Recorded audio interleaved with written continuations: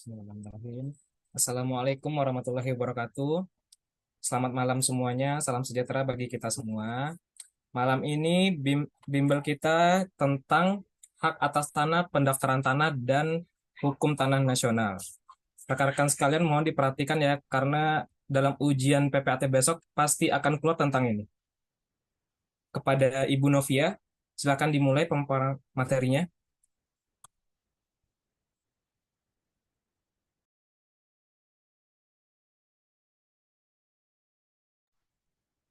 Baik, terima kasih Mas Zaki. Selamat malam semuanya. Assalamualaikum warahmatullahi wabarakatuh. Sebelum memulai materi pada malam hari ini, seperti biasa kita pantun dulu. Anak kecil bermain layangan di atas bukit penuh dedaunan. Semoga ujian penuh keberuntungan, lulus PPAT jadi kebanggaan. Amin, semoga diberikan kemudahan, kelancaran dalam mengerjakan soal-soal ya. Udah Hamin 2 ini, jadi harus semakin semangat, semakin banyak latihan, belajar soal-soal, dan semoga semakin diberikan keberuntungan, kemudahan dalam menghafal, mengingat ya. Doa terbaik buat rekan-rekan semuanya. Peluang di Jogja lebih besar karena waktu untuk belajar juga lebih banyak daripada yang lainnya. Manfaatkan sebaik-baiknya. Kalau ada yang kurang ngerti, tanya. Nanti bisa bertanya di kolom komentar. Oke, baik. Materi pada malam hari ini yaitu hak atas tanah, pendaftaran tanah, dan hukum tanah nasional. Materi ini merupakan materi dengan peraturan perundang-undangan yang paling banyak dan lumayan ya ngafalinnya. Kalau ditanya harus nggak sih Bu ngafalin ini peraturannya? Harus ya. Sepasal-pasalnya. Kita lihat dasar hukumnya ya, penyelenggaraan pendaftaran tanah di Indonesia ini cukup banyak. Nah, di materi pada malam hari ini tumpuannya ada pada Undang-Undang Pokok Agraria, Undang-Undang Nomor 5 Tahun 1960. Mengenai Undang-Undang Pokok Agraria, nanti kita akan belajar mengenai hak-hak tanah lama dan hak-hak tanah baru, hak yang dikuasai oleh kolonial dulu, tanah swapraja. Kemudian ada Undang-Undang Nomor 4 Tahun 1996, yaitu mengenai Undang-Undang Hak Tanggungan. Ini juga uh, karena adanya hutang piutang, makanya ada Undang-Undang Hak Tanggungan. Kemudian yang ketiga ada Undang-Undang 20 tahun 2011 mengenai rumah susun, ya, SRS, Satuan Rumah Susun.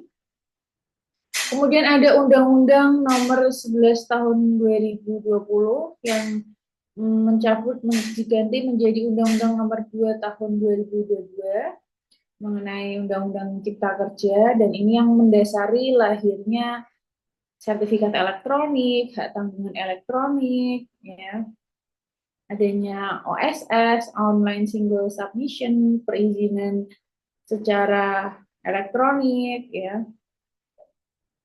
Kemudian ada PP nomor 24 tahun 97 yang sampai sekarang masih berlaku ya. PP 2497 ini lumayan sering keluar dalam soal-soal mengenai pendaftaran tanah. Ya, peraturannya paling banyak dan paling banyak keluar juga dalam soal-soal. Kemudian ada PP 37 tahun 98 yang masih berlaku sampai sekarang mengenai PPAT yang kemarin kita sudah pelajari, ya. Kemudian ada PP nomor 18 tahun 2021 tentang hak pengelolaan, hak atas tanah dan SRS serta pendaftaran tanah. Kemudian ada Permenak KBPN nomor 3 tahun 97 mengenai pendaftaran tanah juga, ini kelanjutannya ya. Selain ini ada lagi, tidak berhenti. Ya, rekan-rekan dihafalkan, nama ATR BPN ini berubah-ubah terus-menerus karena situasi politik, jadi dihafalkan. Ada yang permen ATR BPN, ada yang perkaben, ya itu dihafalkan. Kemudian ada ini perubahan pertama, terus kemudian ada hak tanggungan elektronik ya, karena munculnya tadi Undang-Undang Cipta Kerja. Kemudian ada mengenai Permen ATR KBPN nomor 6 tahun 2018 tentang PTSL. Ini pertama kali PTSL ada, ya biasanya PTSL itu ada di akhir tahun, anehnya. Karena ternyata di akhir tahun, kenapa? Karena pemerintah menargetkan, ada target, BPN itu harus mengeluarkan sekian sertifikat setiap tahunnya gitu. Makanya ada percepatan PTSL, pendaftaran tanah sistematis lengkap yang pendaftarannya melalui RT RW setempat. Kemudian ada perubahan ini yang tadi ya. Kemudian ada tentang cara penetapan hak pengelolaan dan hak atas tanah tadi lanjutannya, dan yang terbaru ini mengenai penerbitan dokumen elektronik dalam kegiatan pendaftaran tanah. Ya, mengenai sertifikat elektronik nanti kita akan pelajari. Materinya yang pertama nih ya, pengaturan pertanahan di Indonesia ini didasari dengan adanya Undang-Undang Pokok Agraria, adanya hak menguasai dari negara, ya bahwa negara menguasai air, bumi, ya. Ingat bahwa negara itu menguasai, bukan memiliki. Kemudian status tanah di Indonesia, status tanah ada hak barat, hak tanah lama, bagaimana surat keterangannya, kemudian bagaimana pembuktiannya, ada status tanah hak baru, ya. Kemudian yang C ada pendaftaran tanah pertama kali seperti apa, kemudian pemeliharaannya, data fisik, yuridis, terus ada nggak nih pembebanan haknya, pembebanan haknya ada atau tidak. Nanti kita akan belajar apa itu hak tanah negara, atasnya ada HGB, HPL, nanti kita akan belajar lebih detail. Kemudian ada materi muatan UU CK di bidang tata ruang dan pertanahan. Ya, meskipun kita di bawah naungan Kementerian ATR BPN, namun kebanyakan kita lebih sering condong ke BPN. ATR-nya kurang, ya. Kementerian ATR, Agraria dan Tata Ruangnya kurang. Padahal ini berkesinambungan juga dengan notaris ya. Tata ruang itu lumayan ribet ngurusnya karena pakai OSS, harus ada PKKPR, harus ada RTDR. Nanti kita akan pelajari. Kemudian ada perkembangan hukum tanah di Indonesia seperti apa. Nanti ada tanah negara di Indonesia GB, HPL, kemudian uh, tanah musnah itu seperti apa ya. Nanti kita akan belajar. Nah, ini tadi. Hak menguasai dari negara misalnya ada pada pasal 33 ayat 3 Undang-Undang 1945 ya. Hak menguasai dari negara yaitu bumi, air dan kekayaan alam yang terkandung di dalamnya dikuasai oleh negara dan dipergunakan untuk sebesar-besarnya kemakmuran rakyat. Di highlight ini adalah kemakmuran rakyat.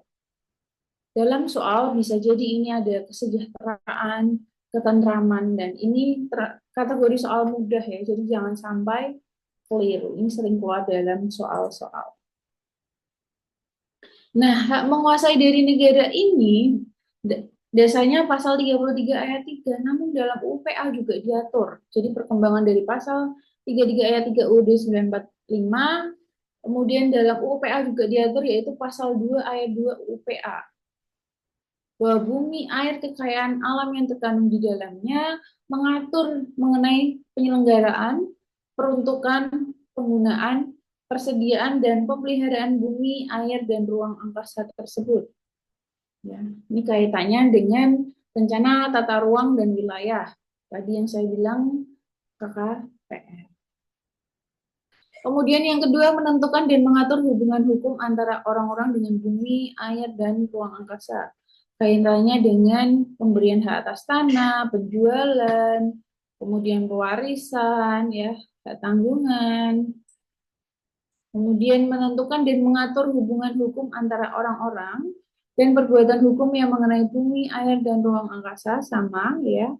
Ada jual beli, hibah, wasiat, peristiwa hukum seperti peralihan hak, ya.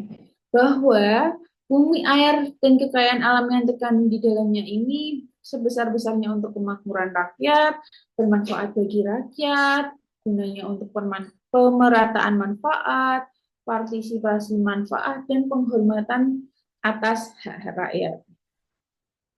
Ya, diingat bahwa hak menguasai negara ini mengatur mengenai kebijakan, pengurusan, pengaturan, dan pengelolaan. Nah, kemudian pendaftaran tanah di Indonesia dasarnya ada pada pasal 19 UU PA, pasal yang terkenal, ya, bahwa untuk menjamin kepastian hukum oleh pemerintah diadakan pendaftaran tanah di seluruh wilayah Republik Indonesia menurut ketentuan-ketentuan yang diatur dengan peraturan pemerintah. Ya, seperti PP 37 tahun 98 merupakan pengembangan dari pasal 9 UU PA, ya. Perkaben nomor 2 tahun 2008, ya, kelanjutan-kelanjutannya. Kemudian pendaftaran tersebut dalam ayat 1 pasal ini meliputi yang pertama pengukuran, pemetaan, dan pembukaan tanah. Kemudian pendaftaran hak-hak atas tanah dan peralihan hak-hak tersebut. Kemudian pemberian surat-surat tanda bukti hak yang berlaku sebagai pembuktian yang kuat. Seperti apa pemberian surat-surat tanda bukti hak? Seperti kalau zaman dulu tuh kwitansi jual beli, pembuktian hak yang kuat. Dulu jual beli masih buktinya bisa dengan kalau belum bersertifikat buktinya bisa dengan kwitansi jual beli. Kemudian bukti letter C, letter D yang terdapat di kelurahan, jadi diminta dulu dari Pak Lurah atau Pak RT yang menyimpan. Kemudian saksi di tangga kanan kiri yang berbatasan depan dan belakang, ya. Saksinya utara, timur, selatan, barat, ya.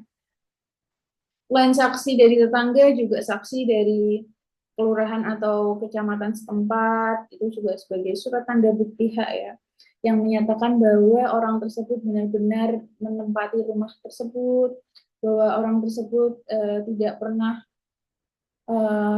ada permasalahan, ya, tidak sedang dijatuhi hukuman, seperti itu.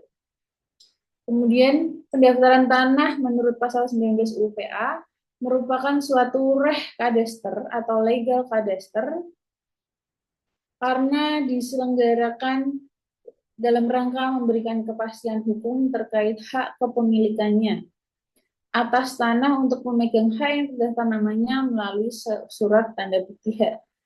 Surat tanda bukti hak tadi, ya, seperti kwitansi yang tadi saya sebutkan, terus pernyataan, dan lain sebagainya. Nah, kemudian asas ini paling terkenal, ya, sering keluar dalam soal-soal. Jangan sampai keliru urut, ya. Di saya ini keluar di asas mutakhir dan terbuka. Jadi mutakhir apa artinya dalam soal? Apakah yang dimaksud dengan mutakhir atau misal kelengkapan yang memadai dalam pelaksanaan dan kesinambungan dalam pemeliharaan datanya disebut asas pendaftaran apa? Menjebak ini dihafalkan artinya apa? Ini termasuk kategori soal mudah, ya. Jadi dihafalkan. Kemudian misal nih data-data di kantor BPN bersifat terbuka untuk publik dan masyarakat dapat memperoleh keterangan mengenai data yang benar. Kata-kata terbuka ini dalam soal pasti tidak ada. Jadi data di kantor BPN Bersifat untuk publik dan masyarakat dapat memperoleh keterangan mengenai data yang benar disebut, jangan sampai terkecoh. Atau soalnya asas-asas pendaftaran tanah apa saja. Nah, ini dibolak-balik, ini harus hafal ya. Kemudian tujuan pendaftaran tanah diatur pasal 3 PP 2497, nih dihafalkan juga. Cuma 3, menjamin kepastian hukum, kemudian menyediakan informasi dan tertib terselenggaranya administrasi pertanahan. Kemudian sistem pertanahan pendaftaran tanah di Indonesia, yaitu sistem publikasi negatif berunsur positif. Apa itu Bu maksudnya? Nanti kita akan bahas sini, yaitu di mana pihak yang namanya tercantum sebagai pemegang hak dalam buku tanah dan sertifikat hak atas tanah masih dimungkinkan adanya gugatan dari pihak lain. Kenapa masih ada dimungkinkan adanya gugatan dari pihak lain?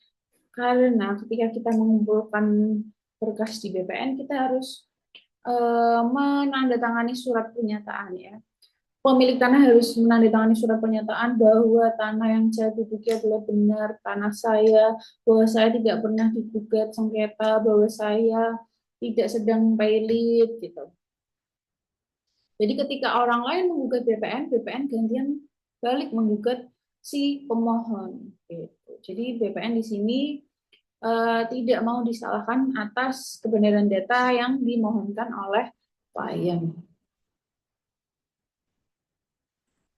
Kemudian tadi ya, kenapa di Indonesia menganut sistem negatif dengan unsur positif? Karena yang pertama tadi negara tidak menjamin kebenaran data yang disajikan, karena kita harus menandatangani surat pernyataan tadi bahwa tidak pernah diganggu-gugat, tidak terdapat sita, tidak dijaminkan. Gitu. Menggunakan sistem pendaftaran hak juga dan sistem pendaftaran akta juga gitu. Berunsur positif, ada unsur aktanya. Kalau jual beli melampirkan akta jual beli, kalau ada APHT melampirkan akta HT, kalau cuma waris cuma pendaftaran hak gitu.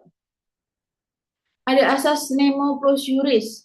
Tidak seorang pun dapat mengalihkan atau memberikan sesuatu kepada orang lain yang melebihi haknya gitu. Jadi kalau dilakukan pengukuran, misal luas dalam sertifikat dan luas kenyataannya berbeda, itu pasti gitu. Dan BPN pun pasti ngikut luas dalam sertifikat, tidak mau mengikuti luas yang sebenarnya. Karena apa? Karena nanti ada sidang-sidang lagi lama, memakan waktu dan memakan biaya juga. Itu bayarnya mahal kalau memang ingin mengikuti luas yang sesuai dengan kenyataannya.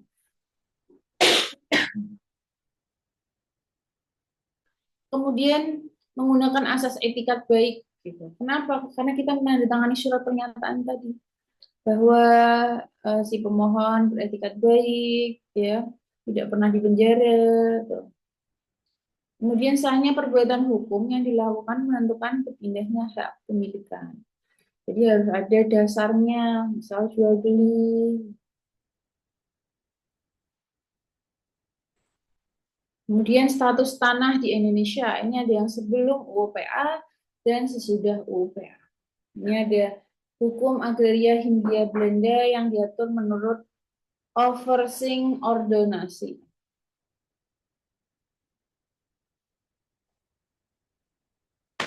Ada hak gendong yang diatur dalam pasal 576 KUH Per, yaitu hak untuk menikmati suatu benda dengan bebas. Hak gendong pada zaman sekarang itu namanya hak milik. Hak erfah. Hak erfah pada zaman dulu itu yaitu hak untuk menikmati sepenuhnya dengan kewajiban membayar setiap tahun sejumlah uang atau hasil bumi kepada pemilik tanah. Ini diatur dalam pasal 720 KUH Per. KRFA sekarang tuh HGU ya, HGU. Karena hak untuk menikmati sepenuhnya tapi harus bayar setiap tahun sejumlah hasil bumi. Ya. Kemudian ada lagi hak obstal, diatur dalam pasal 711 KUH per hak untuk mempunyai bangunan atau tanaman di atas tanah kepunyaan orang lain. Kalau hak obstal sekarang namanya HGB. Kemudian ada hak gebrik dan vrachtgebrik, itu hak atas pakai. Diatur dalam pasal 756 KUH per. Namanya sekarang hak pengelolaan. Kalau HRFA itu harus ada usahanya, seperti ada pertanian, dibuat tanaman pertanian atau tanaman perkebunan. Kalau hak obstal itu boleh usahanya seperti dipakai untuk gedung bangunan gitu. Kalau HRFA harus ada uh, apa yang dikerjakan, seperti pertanian, perkebunan. Kalau obstal dibikin bangunan. Jadi hak untuk mempunyai bangunan. Jadi langsung dibangun bangunan, misal dipakai gedung perkantoran, gedung kelurahan. Kemudian ada hak-hak yang tidak terdaftar menurut overseeing ordonasi karena berstatus tanah milik adat. Jadi ini nggak terdaftar karena ini ada melekat dalam tanah-tanah adat. Yang pertama contohnya ada hak agraris egendom. Ya, hak agraris egendom ini tanah adat. Kemudian ada hak gogolan, pekulan atau sanggan, itu tanah komunal di Jawa Timur. Kemudian ada hak konsensi, itu ada hak sewa menyewa untuk pihak perkebunan di daerah Sumatera bagian timur. Kemudian ada Grand Controller, itu ada tanah di bagian Sumatera Timur, yaitu hak yang diberikan kepada selain swapraja.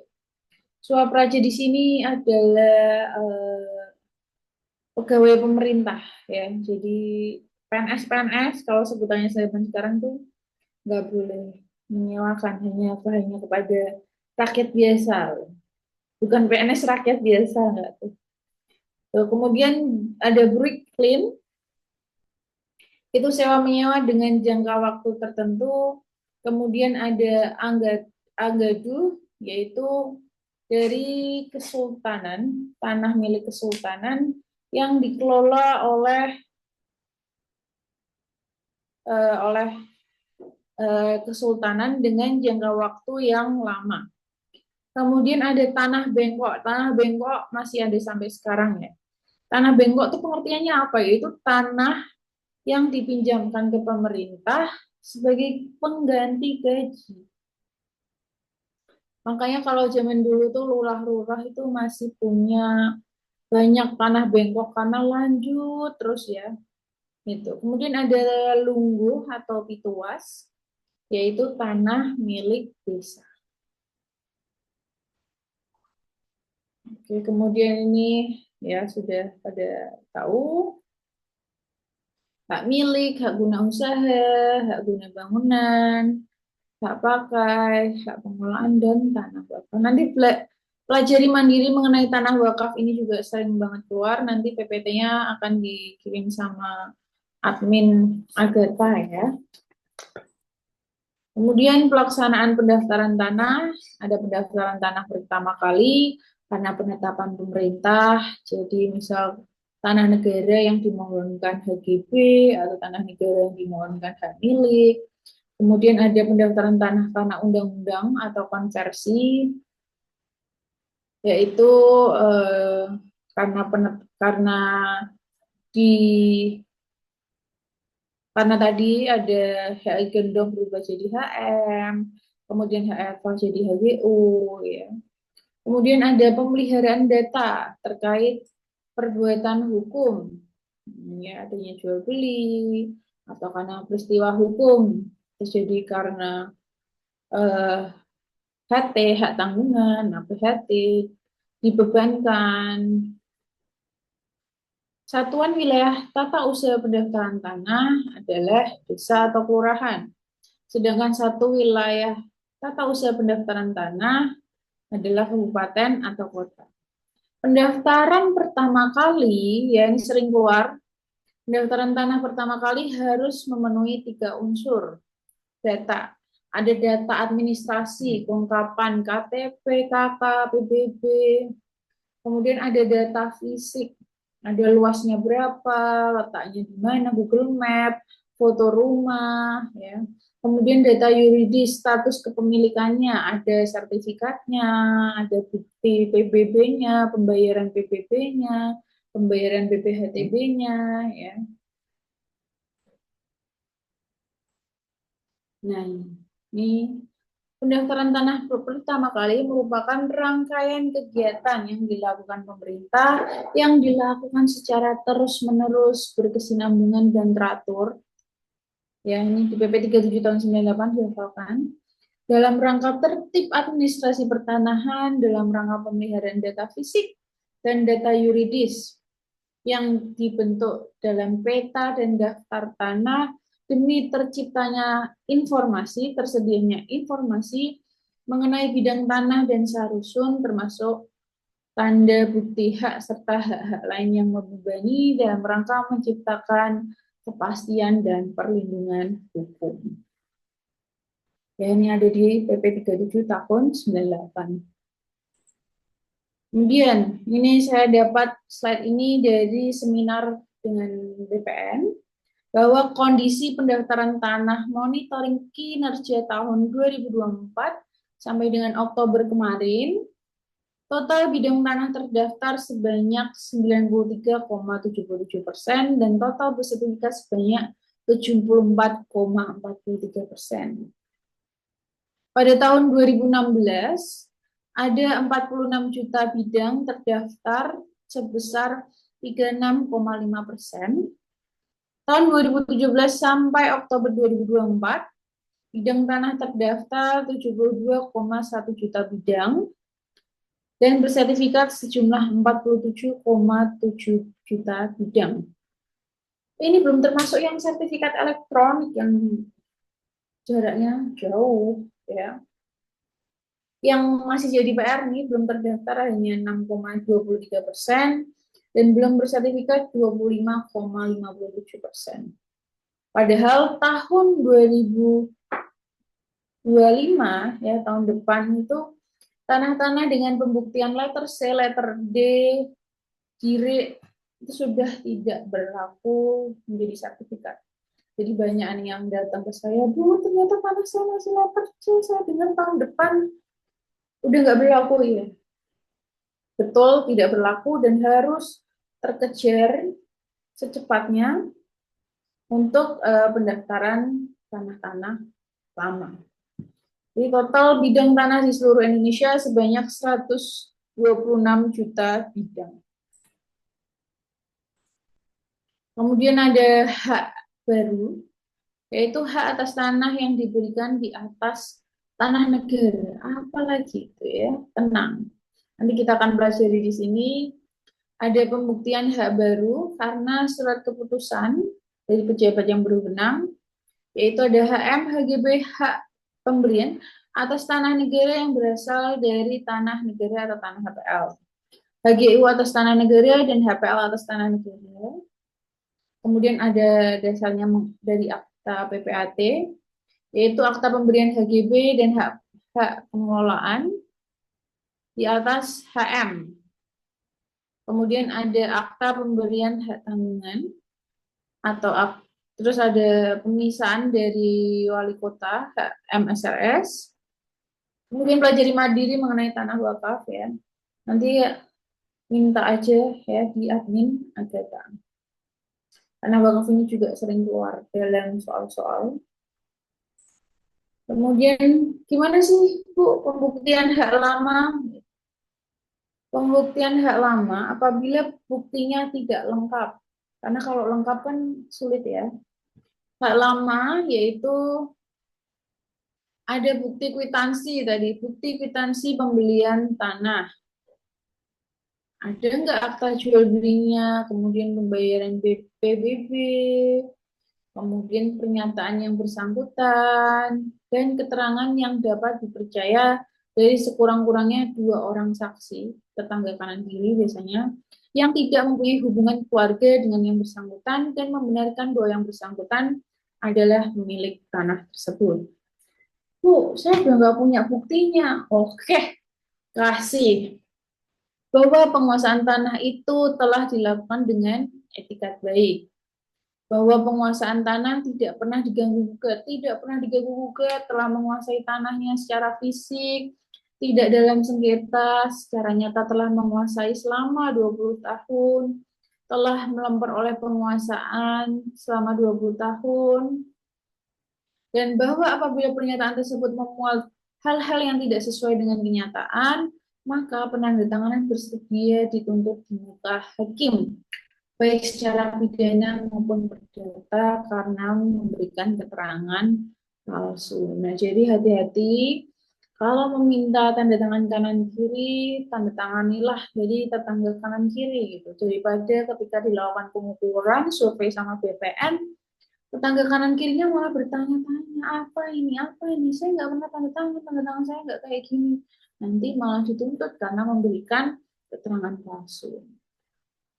Kemudian yang kedua ada keterangan dari desa atau lurah dengan sekurang-kurangnya 2 orang saksi yang kesaksiannya dapat dipercaya karena fungsinya sebagai ketua adat setempat. Nah ini sulit ya minta keterangan dari lurah tuh sama stafnya. Kalau nggak ada uangnya, pahit, pahit, pahit. Kemudian ada perubahan data fisik, ada penggabungan bidang, kemudian ada pemisahan bidang, ada pemecahan bidang, ya. Penggabungan bidang, status tanahnya sama, pemegang haknya sama, letaknya perbatasan, dan tidak terdapat beban lain pada hak atas tanah. Ya. Jadi masing-masing sertifikat hak atas tanah, asal kemudian dimusnahkan dan dibuat satu sertifikat baru untuk satu bidang tanah. Kemudian pemisahan atas permintaan miliknya. Bidang tanah yang bersertifikat dapat dipisahkan sebagian atau beberapa bagian kemudian menjadi bidang baru yang status hukumnya sama dengan bidang tanah semula. Kalau HM ya HM, kalau HGB ya HGB.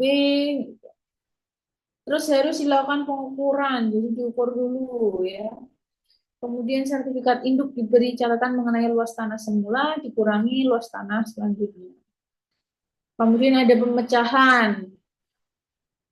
Permintaan pemiliknya di bidang tanah yang sudah bersertifikat dipecah habis menjadi beberapa bagian. Masing-masing mempunyai NIP sendiri dan merupakan satuan bidang tanah baru dengan status hukum yang sama sehingga masing-masing dibuatkan sertifikat baru dan sertifikat semula dimusnahkan. Bedanya apa nih, masih bingung? Tenang, sini ada perbedaannya ya. Kalau pemecahan semua bagian di bidang semula tidak lagi mempunyai identitas lama. Ya. Jadi sertifikat yang lama nggak ada, terbit sertifikat baru-baru. Kemudian masing-masing bidang tanah pecahnya dibuat sertifikat baru. Nah, ini semua lama. Kalau pisah masih ada sertifikat yang lama, nggak berubah, kecuali luas dan batasnya. Terus sertifikat yang dipisah nanti dimunculkan sertifikat baru dengan status hak yang sama. Bidang tanah yang dipisah tetap berlaku dengan luas sisa dari pemisahan. Masih bingung lagi? Ya, ini nanti pelajari perbedaannya di sini tadi.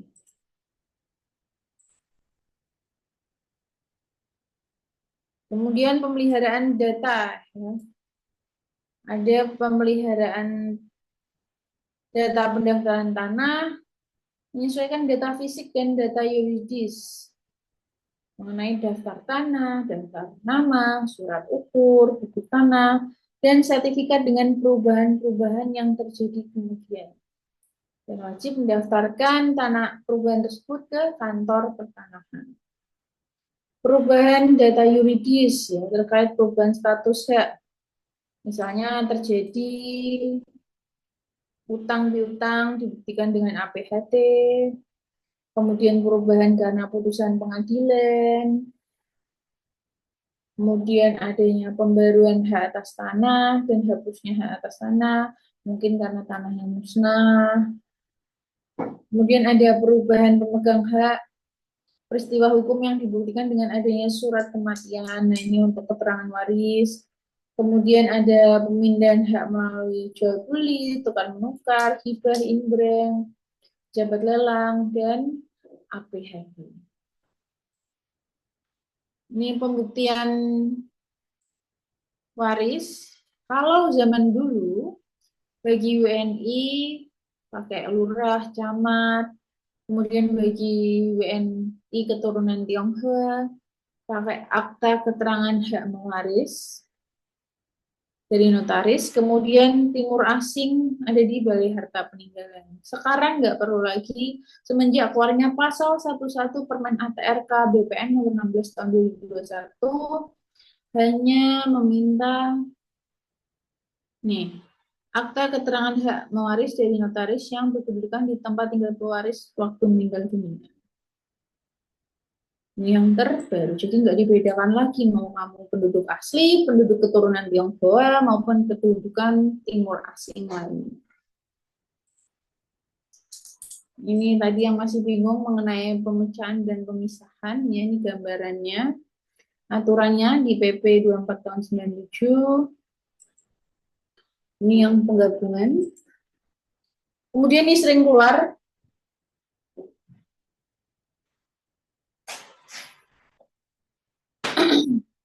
dalam soal-soal ya. Tanda-tanda batas kurang dari 10 HA ada pipa besi, batang besi, pipa pralon, kayu besi, ya. Ini dihafalkan ukurannya berapa, ya. Di saya yang kurang dari 10 HA ini pipa besi dan batang besi ini keluar sesenti-sentinya nih keluar, nanti dihafalkan. Kemudian yang lebih dari 10 HA di saya yang keluar ini bataku, bataku keluar sesenti-sentinya, nanti dihafalkan semuanya. Kemudian ini HPL. Subjek HPL itu apa saja nih? Ada hak pengelolaan tanah negara dari instansi pemerintah pusat, pemerintah daerah, BUMN, BUMD, ya. Nih, hak guna usaha ya harus dipakai usaha tadi. Harus dipakai usaha pertanian, perkebunan, hak guna bangunan dipakai gedung, apartemen, mall, ya. Tak pakai ini dipakai gedung embasi pemerintah, ya. Ini gambarannya. Nah, kemudian nih, ini juga sering keluar dalam soal dihafalkan. HGU berapa tahun pemberiannya, kemudian dapat diperpanjang berapa tahun, kemudian dapat diperbarui berapa tahun ya.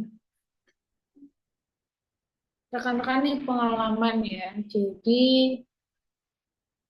apabila HGB kalian, HGB ini kan sampai 30 tahun. Misal berakhirnya Desember ini tanggal 30. Ya kalian jangan memperpanjangnya setelah HGB kalian habis. Jangan tanggal 31. Perpanjanglah sebelum tanggal 30. Karena SPS-nya murah cuma 50.000. Kalau perpanjangnya setelah tanggal 30 Desember, itu namanya HGB-nya mati. Kalian harus menghidupkan lagi HGB-nya. Itu prosesnya lama, SPS-nya lebih dari 50.000, mungkin sekitar 500.000 ada, bahkan lebih ya, jutaan.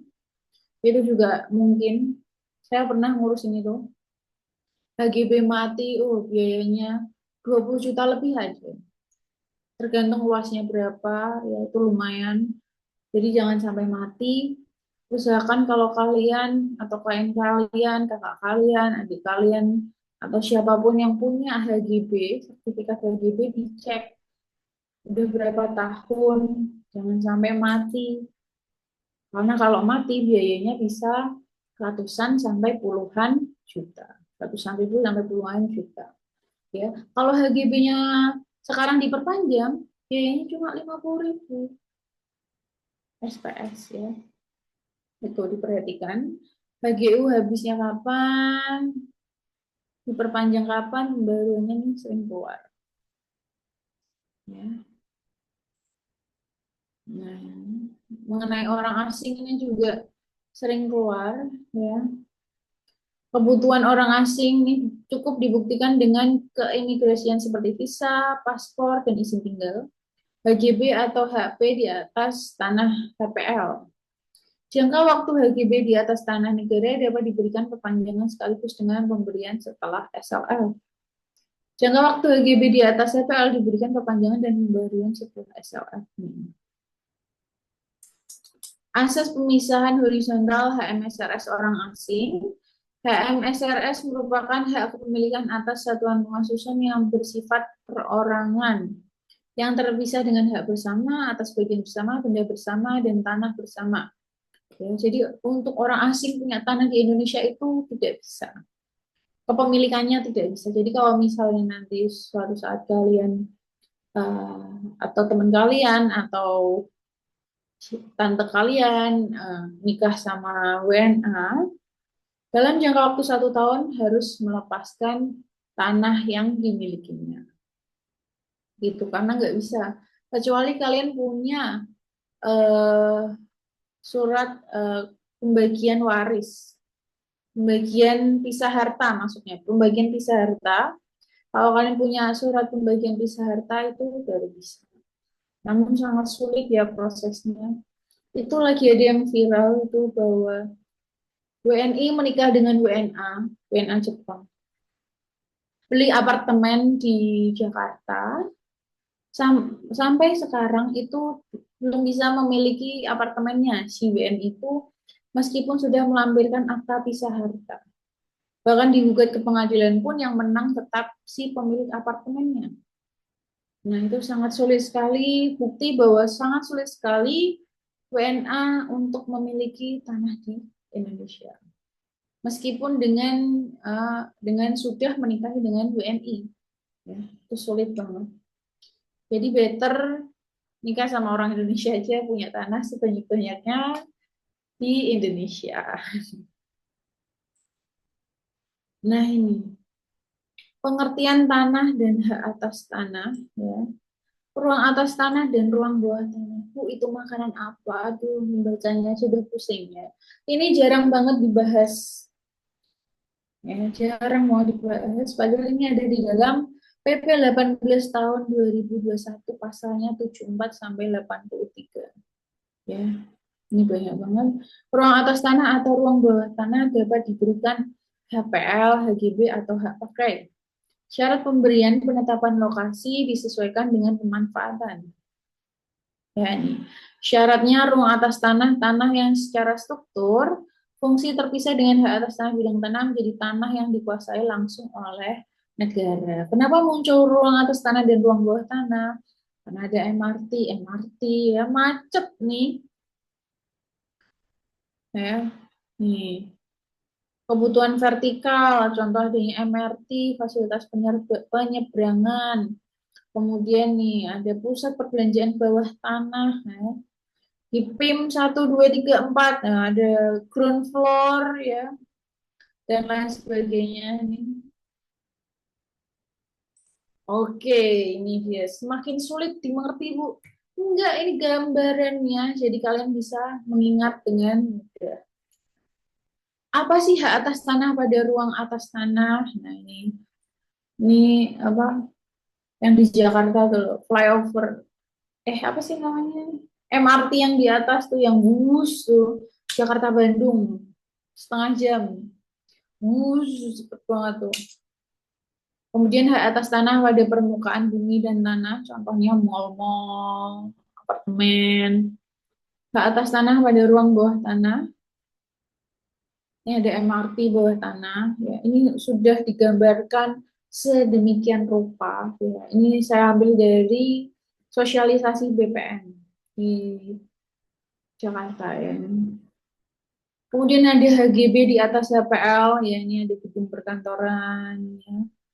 Kemudian ada hak pakai di atas HPL, ada apartemen, ada HGU, ini ada pertanian, perkebunan di atas HPL, ada trafo, hak atas tanah pada ruang atas tanah, kemudian ada hak atas tanah pada permukaan bumi. Diperlukan izin dari Kementerian Pelaut. kelautan, ya. Ini ukurannya.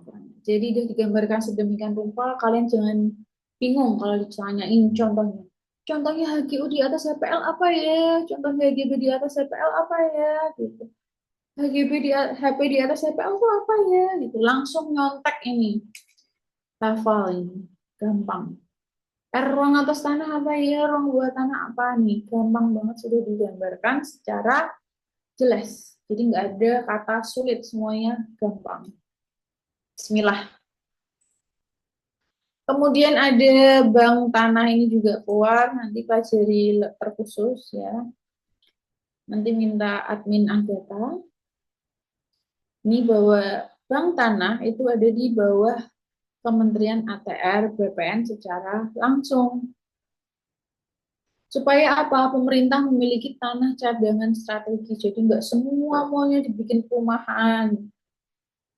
Semua muanya dibabat tanamannya ya. Supaya pemerintah memiliki kontrol penguasaan tanah, menyediakan tanah untuk pembangunan, nggak semua dibangun rumah lah. Fasilitas kesehatannya mana, fasilitas pendidikannya mana, gitu. Baru sinkron gitu. Supaya apa? Menjamin ketersediaan tanah dalam rangka ekonomi berkeadilan. Ya, nanti pelajari mandiri mengenai reforma agraria ya. Ini juga sering keluar. Kemudian ini ada ruang menyelesaikan permasalahan-permasalahan penataan ruangnya. ATR BPN, ya, lagi-lagi tentang tata ruang yang jarang dibahas, seringnya berkecimpung dalam dunia BPN.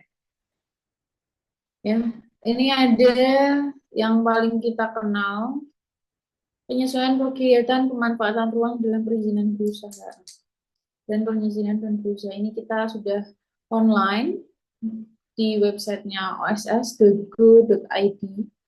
Jadi perizinan mudah dalam genggaman, ya.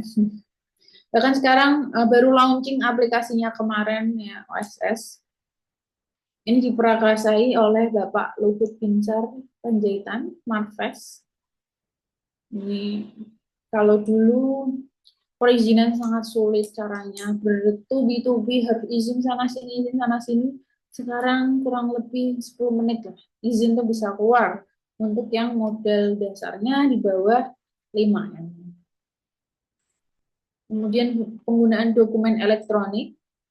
Ini dasarnya dari Undang-Undang Cipta Kerja, seperti hak tanggungan juga ini.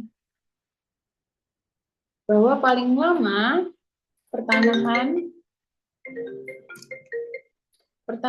secara elektronik paling lama 7 hari kalender setelah dokumen yang diperlukan untuk pendaftaran tanah dinyatakan memenuhi syarat. Nah, ini hak tanggungan elektronik. Ini apa saja? Pengecekan sertifikat pakai aplikasi dilakukan oleh PPAT, kemudian pembuatan pemasangan HT oleh PPAT, pendaftaran berkasnya dilakukan oleh bank, kemudian pemeriksaan HT dilakukan oleh kantor pertanahan dan penerbitan HT oleh bank. Jadi ini saling bekerja sama satu sama lain. Gitu. Apa aja yang dilayani? Ada pendaftaran hak tanggungan, ada roya, sesi, subrogasi, dan ganti nama.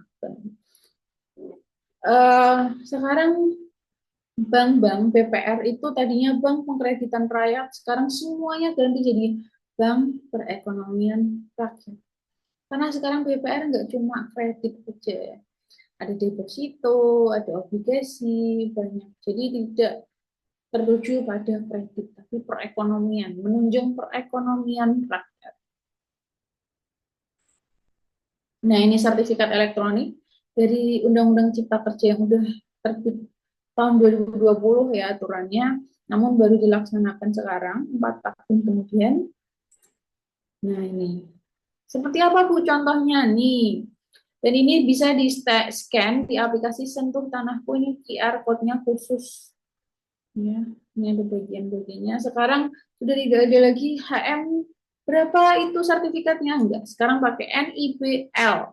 NIBL namanya. nipilnya berapa itu gitu. Lama sekarang ya. Nipilnya sekian sekian sekian sekian, lama. Sekarang diganti penyebutannya sertifikatnya atas nama siapa itu. Nah, baru bisa tahu. Ini ada. Dan ini juga bisa di-scan. Ini surat ukurnya tanggal berapa diukur lengkap ya di sini. Bentuknya sertifikat elektronik. Nah, kemudian penolakan nih, gimana kalau misalnya penolakan pembuatan akta ya? Menolak jika nggak ada sertifikat aslinya. Kemudian surat tanda bukti hak lamanya tidak diberikan sekalian. Kemudian surat keterangannya nggak ada, salah satu pihak atau tidak berhak atau tidak memenuhi syarat. Ya, yang kemarin sudah dijelaskan. Diatur dalam pasal 39 ayat 1 PP 24 tahun 97. Nah, ini BPHTB ya kemarin. Menghitung BPHTB gimana sih? Nanti kita hitung bareng-bareng. Kemudian ada BPH 2,5%, 1%, dan 0%. Ya, nanti kita hitung bareng-bareng.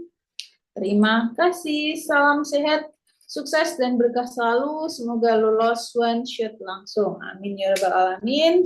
Terima Amin. kasih. Jangan lupa follow-follow Instagramnya Notaris Indonesia. Oke, terima kasih Ibu Novia atas pemaparan materinya. Selanjutnya kita diskusi jika ada rekan-rekan yang ingin bertanya, silakan melalui kolom chat sebelum kita memasuki sesi soal ya, Bu.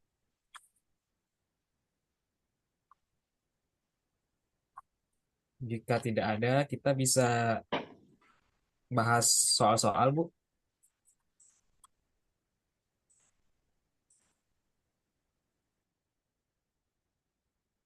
Sepertinya tidak ada yang bertanya ya, Bu.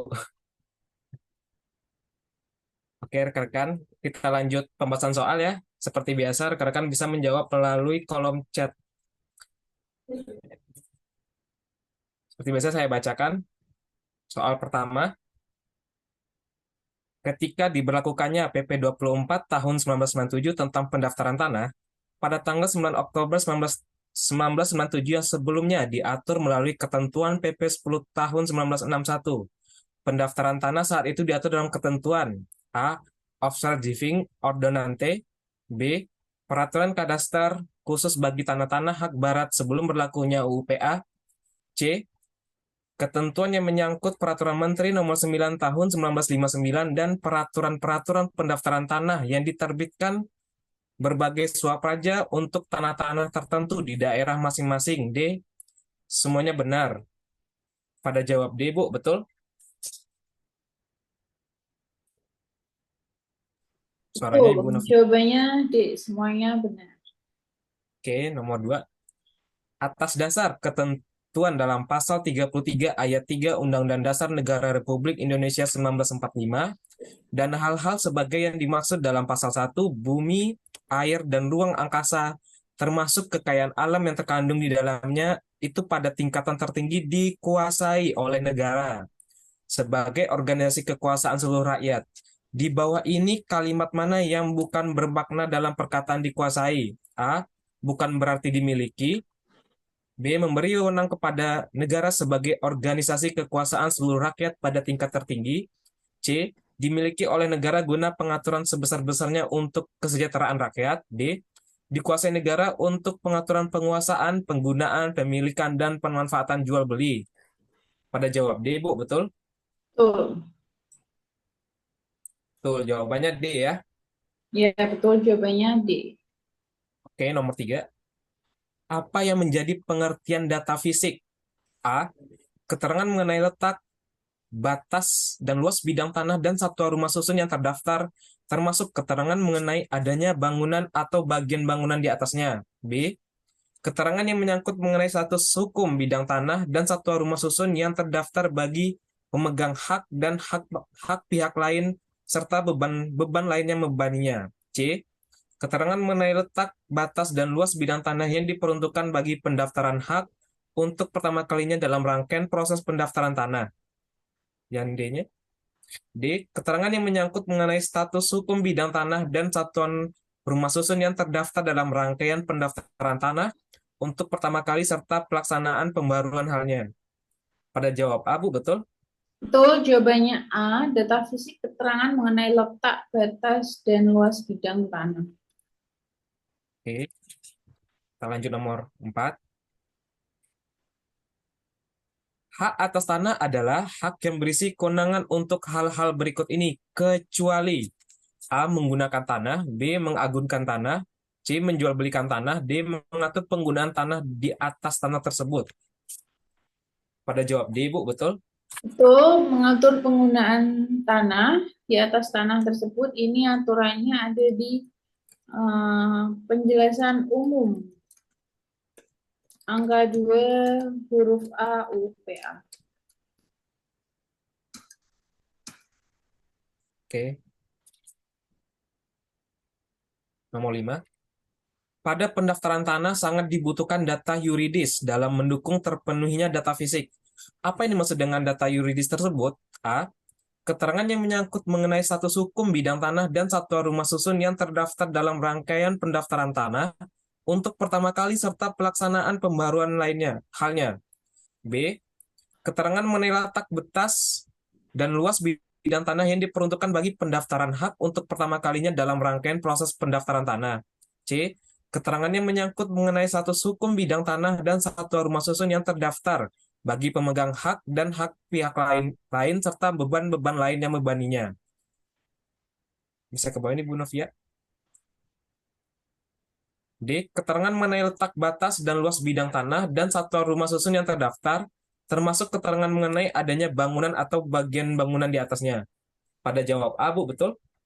Betul, jawabannya A, yaitu keterangan yang mengenai status hukum bidang tanah tersebut.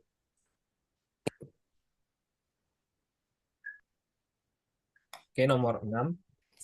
Implikasi dari orang asing yang sudah berlakunya UU PA mempunyai hak milik karena pewarisan tanpa wasiat atau percampuran harta karena perkawinan dan seorang WNI yang kehilangan warga negaranya adalah A. Wajib melepaskan hak itu dalam jangka waktu 1 tahun sejak diperolehnya hak tersebut atau hilangnya kewarganegaraan itu. B. Wajib menyerahkan hak itu setelah 1 tahun sejak diperolehnya hak tersebut atau hilangnya kewarganegaraan itu. C. Seharusnya melepaskan hak itu dalam jangka waktu 1 tahun sejak diperolehnya hak tersebut atau hilangnya kewarganegaraan itu. D. Seyogyanya menjual hak itu setelah 1 tahun sejak diperolehnya atau hilangnya kewarganegaraannya itu.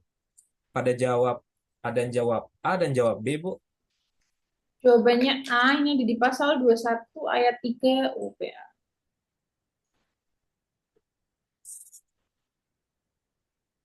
Oke, nomor 7. Pelaksanaan pendaftaran tanah meliputi kegiatan pendaftaran tanah untuk pertama kali dan pemeliharaan data pendaftaran tanah yang sudah dibukukan dan disajikan. Pendaftaran tanah untuk pertama kali dilakukan secara A.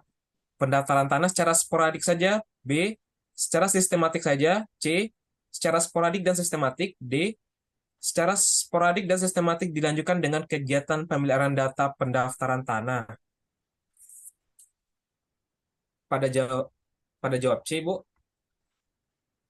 Ya, jawabannya C, pendaftaran tanah secara sporadik dan sistematik. Oke, nomor 8. Tanah hak guna bangunan tidak digunakan bagi kegiatan di bawah ini kecuali A. Pertanian, B. Peternakan, C. Perikanan, D. Pariwisata. Ini ada yang nanya, Bu. Nomor 5 bukannya C ya? Iya, nanti dicek lagi ya nomor 5. Ya, rekan-rekan. Pada jawab D, Bu. Pariwisata. Betul. Tuh, pariwisata ini khusus untuk KPL. Ya, ini ada aturannya di dalam pasal 28 ayat 1 UPA.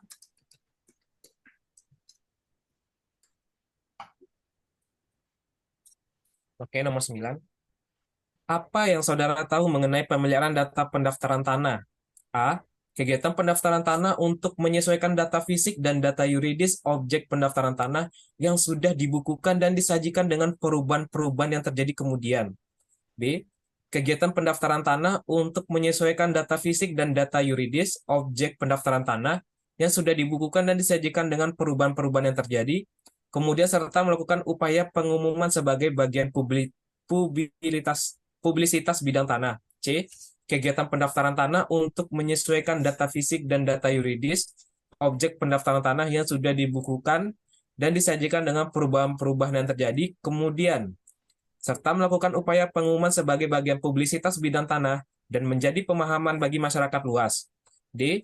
Kegiatan pendaftaran tanah untuk menyesuaikan data fisik dan data yuridis bidang tanah. Pada jawab A, Bu, betul?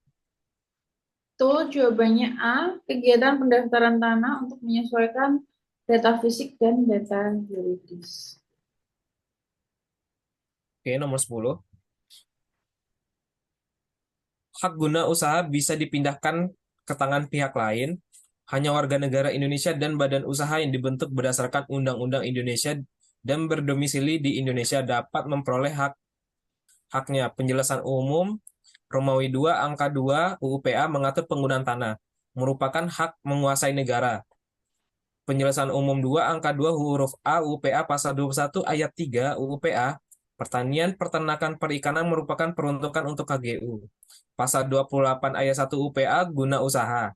Hak guna usaha dapat digunakan sebagai kolateral pinjaman dengan menambahkan hak tanggungan disebut dengan istilah A. Security title, B. Land title, C. Agrarian title, D. Unification. Belum ada yang jawab, Bu. Oh, ada yang jawab B, ada yang jawab C, dan jawab A, Bu. Ya, kalau hubungannya dengan kolateral atau pinjaman itu dengan security title ya, jawabannya A.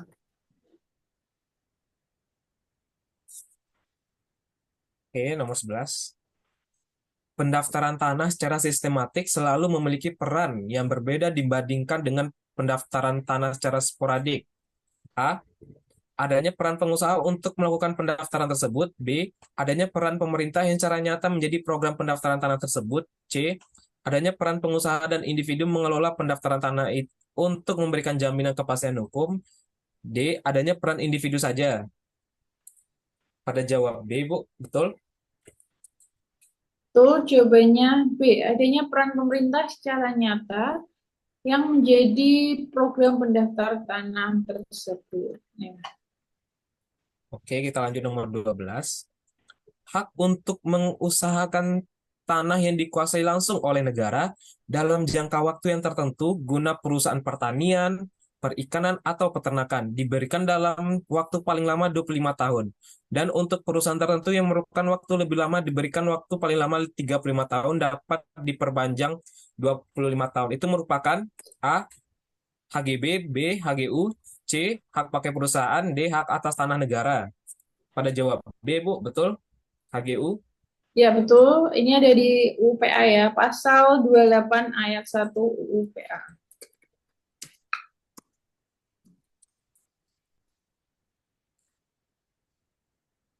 Oke, nomor 13. Pendaftaran tanah secara sporadik sebagaimana diartikan kegiatan pendaftaran tanah untuk pertama kali yang dilaksanakan atas permintaan pihak yang berkepentingan mengenai satu atau beberapa objek pendaftaran tanah dalam wilayah atau bagian wilayah, suatu desa atau kelurahan secara individu atau masalah. Apa yang membedakan dengan pendaftaran tanah secara sistematik? A. Objek dan alat bukti yang diajukan. B. Pihak-pihak yang melakukan pendaftaran tanah. C. Pelaksanaan pendaftarannya yang masing-masing berbeda. D. Tidak adanya prakasa pemerintah sebagaimana pendaftaran tanah secara sistematik. Ada yang jawab B, ada yang jawab A, Bu.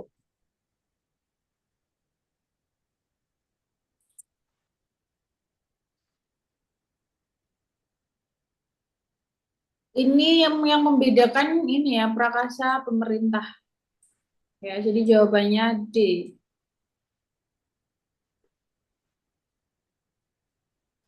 Oke, betul Kak Chandra, jawabannya D. Nomor 14. Hak untuk menggunakan dan atau memungut hasil dari tanah yang dikuasai langsung oleh negara atau tanah milik orang lain yang memberi wewenang dan kewajiban yang ditentukan oleh pejabat yang berwenang memberikannya atau dengan perjanjiannya dengan pemilik tanahnya merupakan A. Hak pakai, B. Hak bagi hasil atau hak pungut hasil, C. Hak menempati pekarangan, D. Hak mengusahakan atas tanah. Pada jawab A, Bu, betul? Betul, ini ada di pasal 41 ayat 1 UUPA.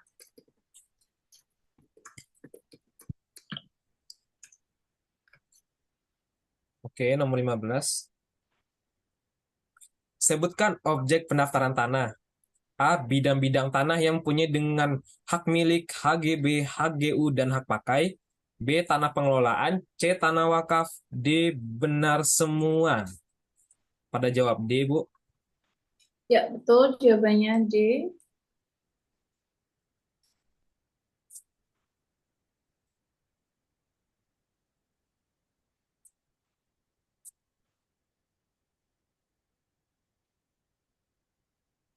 Oke, kita lanjut nomor 16. Program Landreform dalam politik hukum agraria bertujuan memberdayakan petani dengan mewujudkan akses terhadap kerja yang dijamin dengan akses terhadap modal dan pasar produksi.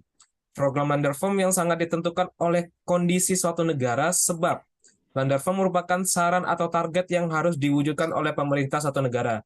Di antara hal ini yang bukan program Landreform adalah A.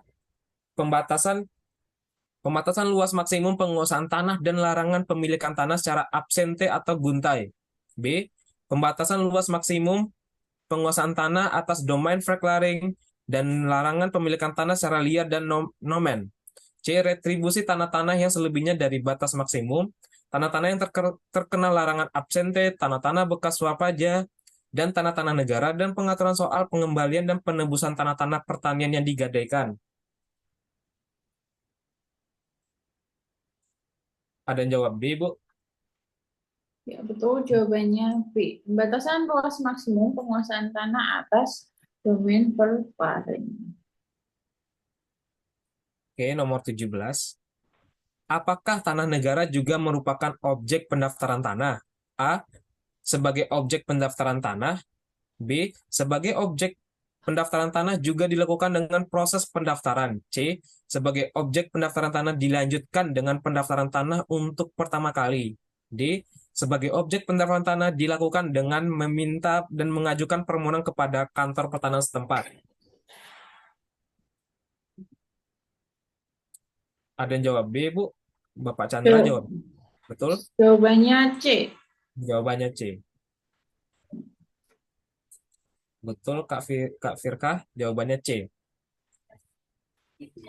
Konsep hukum agraria atau hukum tanah nasional ditunjukkan oleh pasal 1 ayat 2 seluruh bumi, air, dan ruang angkasa, termasuk kekayaan alam yang terkandung di dalamnya dalam wilayah Republik Indonesia sebagai karunia Tuhan Yang Maha Esa adalah bumi, air, dan ruang angkasa yang diberikan kepada bangsa Indonesia dan merupakan kekayaan nasional bermakna bahwa hukum tanah nasional adalah bersifat A. Komunalistik, B. Harmoni individual dan sosial, C. Individualistik, D. Nasionalistik.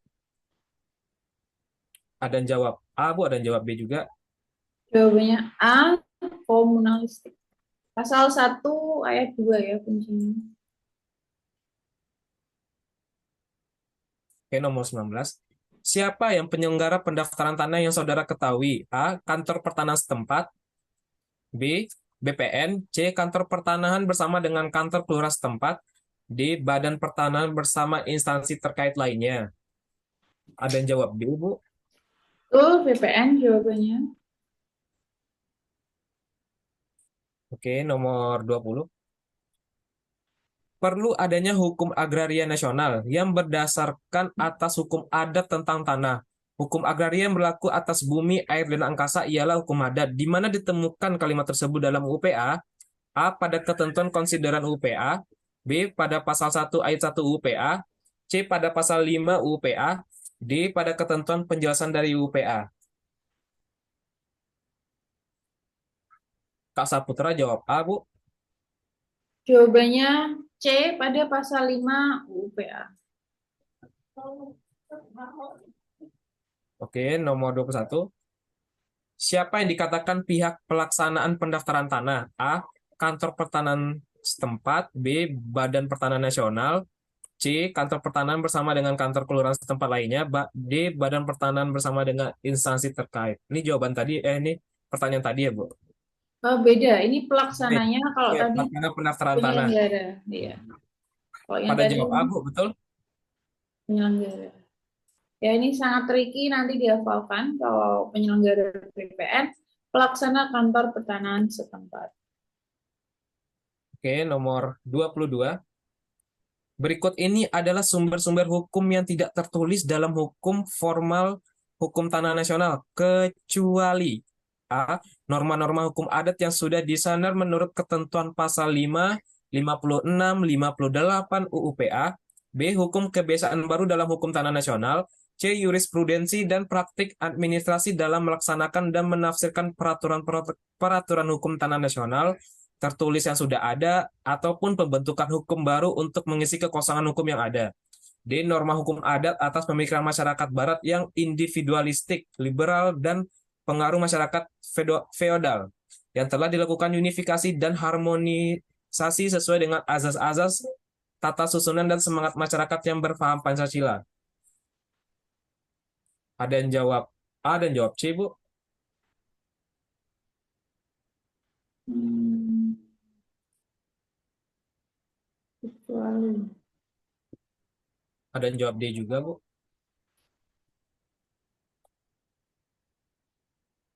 Hmm, jawabannya D. D.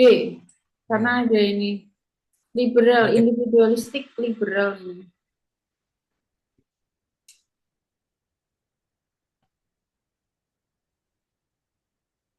oke, nomor 23. Dalam melaksanakan tugas pendaftaran tanah, Kepala Kantor Pertanahan dalam mengumpulkan data fisik dan data yuridis dalam rangka kegiatan pendaftaran tanah untuk pertama kali melalui secara sistematik dibantu oleh A. Panitia pendaftaran tanah di setiap kantor pertanahan. B. Panitia pengumpulan data fisik dan data yuridis. C. Panitia adjudikasi yang dibentuk Kepala Kantor Pertanahan. D. Panitia pemeliharaan data. Pada jawab C, Bu, betul? Oh, jawabannya C. Panitia adjudikasi yang dibentuk kepala kantor. Nanti dihafalkan ya panitia A apa, B apa, C apa. Biasanya keluar ya untuk panitia-panitia. Oke, nomor 24. Ya, ya sering keluar. Sumber-sumber hukum formal hukum tanah nasional dalam jenjang tata susunan hierarki peraturan perundang-undangan di Indonesia, kecuali A. Undang-Undang Dasar Negara Republik Indonesia 1945, khususnya pasal 33 ayat 3, UU PA, serta peraturan-peraturan pelaksanaan UU PA. B. Peraturan perundang-undangan yang bukan pelaksanaan UU PA yang dikeluarkan sesudah tanggal 24 September 1960. C. Peraturan-peraturan lama yang untuk sementara masih berlaku berdasarkan pasal-pasal peralihan sebagai bagian hukum tanah positif dan bukan hukum tanah nasional. D. Kebijakan Kepala Badan Pertanahan Nasional dan Peraturan Menteri Negara Agraria dan Tata Ruang. Ada yang jawab D dan jawab C, Bu. C, jawabannya peraturan peraturan lama untuk sementara masih berlaku. Ya, tuh. Oke, nomor 25. Apa tugas pejabat pembuat akta ikrar wakaf? A. Membantu pelaksanaan pembuatan akta ikrar wakaf. B. Membantu melaksanakan pembuatan akta ikrar wakaf serta dalam rangka pendaftaran tanah wakaf. C. Membantu petugas kantor pertanahan untuk mendaftarkan tanah wakaf tersebut. D. Membantu mendaftarkan saja untuk peralihan tanah wakaf. Belum ada yang ngejawab, Bu. Ya, Oh, ada yang jawab jawabannya A, B, ada yang dua. Jawabannya membantu B. Silakan saja. melaksanakan pembuatan akta ikrar. Oke, nomor 26. Syarat berlakunya hukum adat dan pengaturan dalam UU PA kecuali A. Diatur dalam pasal 65 yaitu norma hukum adat berlaku sepanjang harmonis dan sudah desainer dan sepanjang berlaku untuk komunal dan berbasis sosial. B. Diatur dalam pasal 56 dan 58 yaitu norma-norma hukum adat berlaku sepanjang tidak bertentangan dengan jiwa dan ketentuan UU PA. C. Diatur dalam pasal 5 yaitu sepanjang tidak bertentangan dengan kepentingan nasional dan negara yang berdasarkan atas persatuan bangsa dengan sosialisme Indonesia. D. Sepanjang tidak bertentangan dengan peraturan-peraturan yang tercantum dalam Undang-Undang UU PA dan dengan peraturan perundang-undangan lainnya. Ada yang jawab A dan jawab C, Bu. Jawabannya A ya, kecuali. Kecuali. Oke, nomor 27. Apa tujuan pendaftaran tanah? A. Memberikan kepastian hukum dan perlindungan kepada pemegang hak atas suatu bidang tanah, satwa rumah susun, dan hak-hak lain yang terdaftar agar dengan mudah dapat membuktikan dirinya sebagai pemegang hak yang bersangkutan. B. Untuk menyediakan informasi kepada pihak-pihak yang berkepentingan, termasuk pemerintah, agar dengan mudah dapat memperoleh data yang diperlukan dalam mengadakan perbuatan hukum mengenai bidang-bidang tanah dan satuan rumah susun yang sudah terdaftar. C. Untuk terselenggaranya tertib administrasi pertanahan. D. Benar semua. Pada jawab D, Bu, betul? Oke, betul jawabannya benar semua. Oke. Nomor 28. Tidak termasuk macam-macam hak-hak penguasaan atas tanah yang dikonsepsikan dalam hukum tanah nasional dan sekaligus pengaturannya dalam UPA adalah A. Hak milik bangsa Indonesia atau konsideran. B. Hak bangsa Indonesia. C. Hak menguasai dari negara. D. Hak ulayat masyarakat hukum adat sepanjang kenyataannya masih ada. Pada jawab A, Bu. Betul, Betul? jawabannya A. Tidak ya termasuk.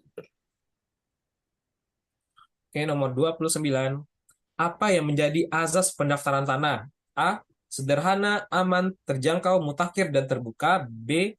Sederhana, aman, terjangkau, mutakhir, dan praktis. C. Sederhana, aman, mutakhir, dan terjangkau. D. Salah semua. Pada jawab A, Bu. Betul? Betul, jawabannya A. Ini dihafalkan ya, jangan sampai keliru.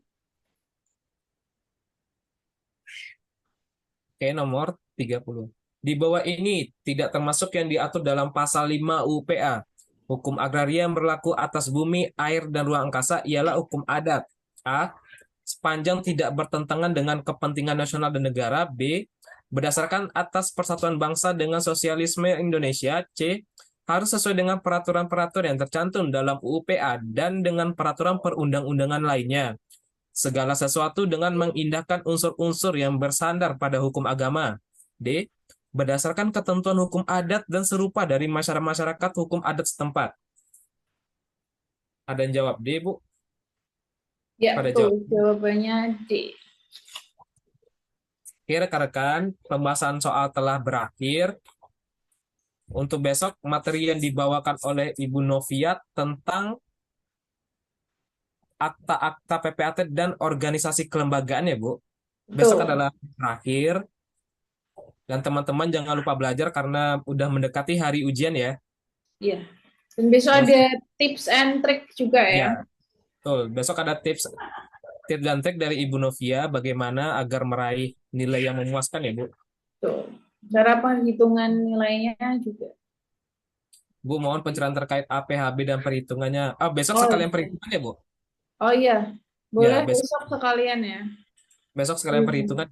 Ya. Oke, rekan-rekan, nanti jawabannya akan dikirim ke grup ya sama Ibu Agatha. Terima kasih kepada rekan-rekan yang telah sempat hadir dalam bimbel ini. Sampai jumpa besok di hari terakhir kita. Saya Zaki sebagai moderator dan Ibu Novia pamit undur diri. Wabillahi taufik wal hidayah. Wassalamualaikum warahmatullahi wabarakatuh. Terima kasih rekan-rekan. Sampai jumpa besok.